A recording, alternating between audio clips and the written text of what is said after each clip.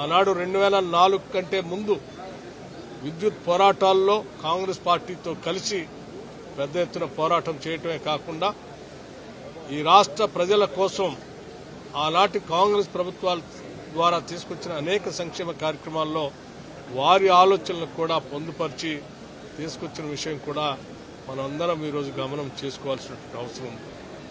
వారి సుదీర్ఘ రాజకీయ జీవితం ఈనాటి సమకాలీన రాజకీయ నాయకులకి రాజకీయ పార్టీలకి అందరికీ ఆదర్శమని, వారి భాష కానీ లేకపోతే వారు మాట్లాడినటువంటి విమర్శలు కానీ అన్నీ కూడా ఒక సహేతుకంగా ఆలోచన చేసేటట్టుగా ఉండేవి తప్ప ఎప్పుడు ఒక పరుష పదజాలం కానీ లేకపోతే ఒక శత్రుభావంతో కానీ ఎప్పుడు వారు మాట్లాడినటువంటి పదాలు నేను ఇంతవరకు గమనించలేదు.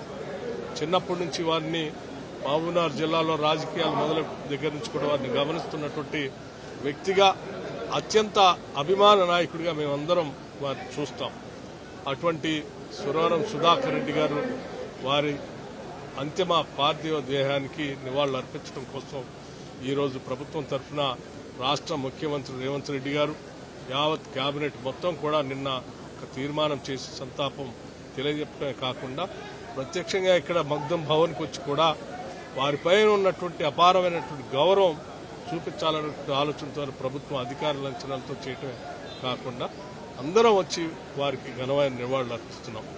అంతిమంగా అటువంటి ఒక గొప్ప నాయకుడిని కోల్పోయినందుకు తెలంగాణ రాష్ట్రం అందరూ కూడా అన్ని రాజకీయ పార్టీలకు అతీతంగా అందరూ బాధపడవలసినటువంటి పరిస్థితులు ఈరోజు ఉన్నాం.